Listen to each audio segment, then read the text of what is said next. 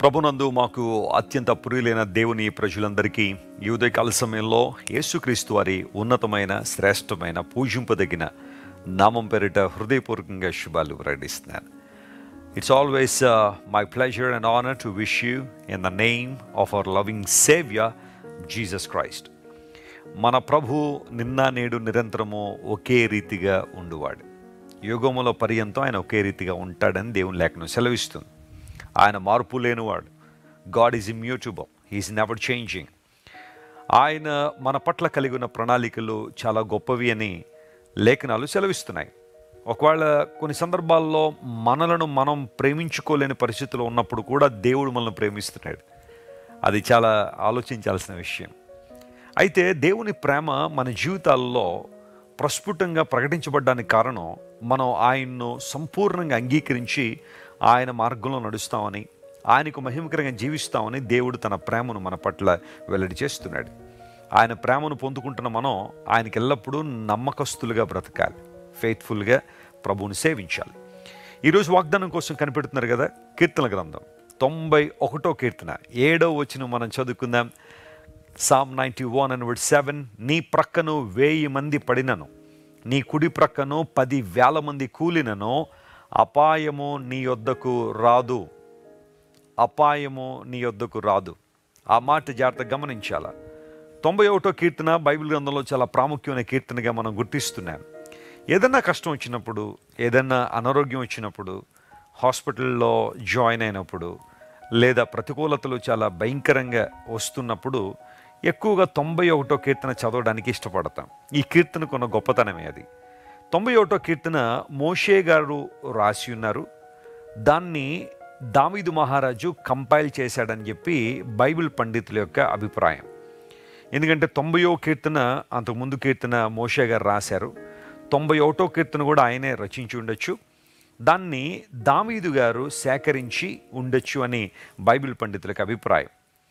అయితే నీ ప్రక్క 1000 మంది పడినను, నీ కుడి ప్రక్క 10,000 మంది ఉన్న అపాయం యొద్దకు రాదు అని భక్తులు చెప్పడంలో వారి జీవిత అనుభవాలు ఎన్నో అక్కడ కనబడుతున్నాయి.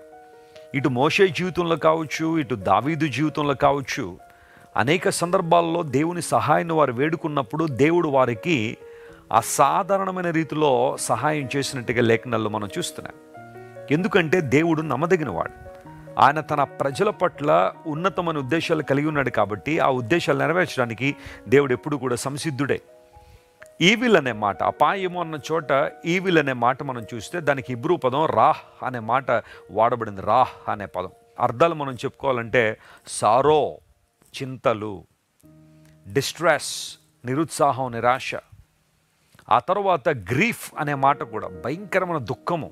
ఇవన్నీ నీ దగ్గరకు రావు అని దేవుని లేఖనం సెలవిస్తుంది. కొన్నిసార్లు అపవాది నిన్ను అతి తీవ్రంగా భయపెడుతూ ఉంటాడు, బాధపడుతూ ఉంటాడు. నీ చెవుల్లో అబద్ధాలు చెప్పడం వలన నిన్ను విశ్వాసంలో బలహీనపరచాలని, నిన్ను కృంగదీయాలని అపవాది ప్రయత్నం చేస్తుంటాడు.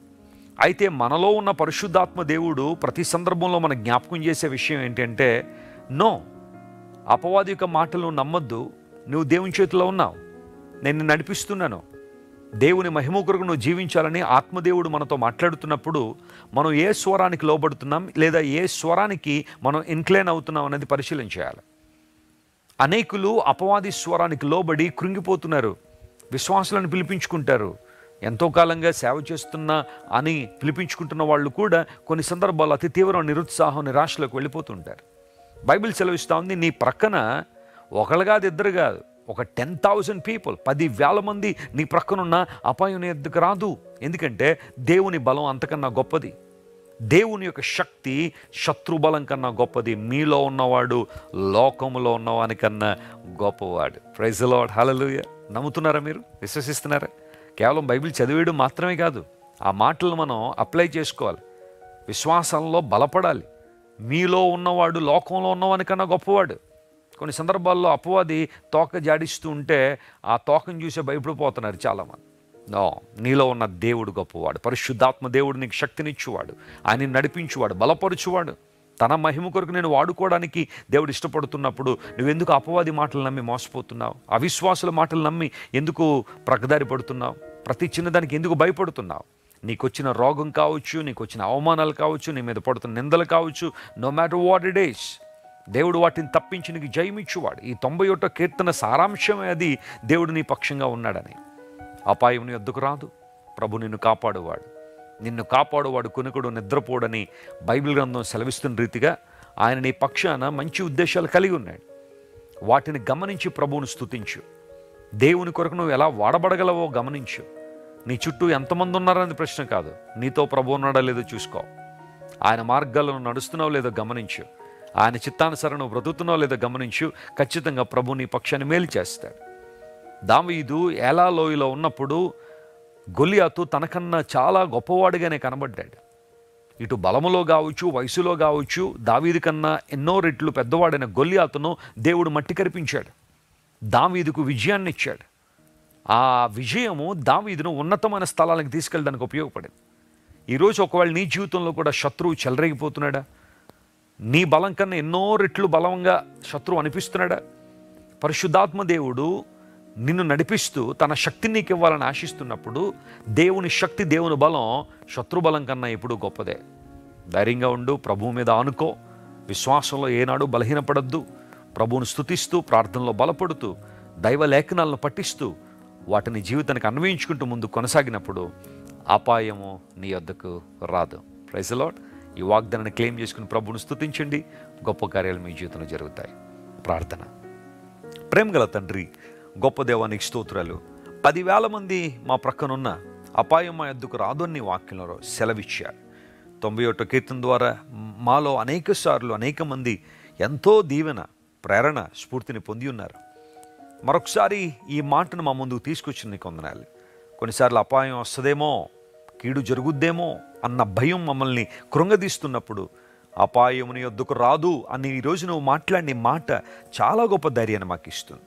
అనారోగ్యాలతో కొంతమంది బాధపడుతూ, అతి తీవ్రమైన ఒత్తిడికి గురవుతూ ప్రభువా ఎంతమంది అయితే ఇబ్బంది పడుతున్నారో వారందరూ మీరు ముట్టండి, కనికరించండి. వారి చింతలు, బాధలను తొలగించి గొప్ప ఆనందం, సంతోషం వారి జీవితంలో ఇవ్వండి. నీ దివ్య వాగ్దానాలు ప్రతి ఒక్కరి జీవితంలో నెరవేర్చండి. ఘనత, మహిమ, ప్రభావాలు నీకు మాత్రమే ఆరోపిస్తూ యేసుక్రీస్తు నామం పేరట అడిగి వేడుకొంచున్నాం తండ్రి. Amen, amen. God bless you, dear friends. Have a wonderful day.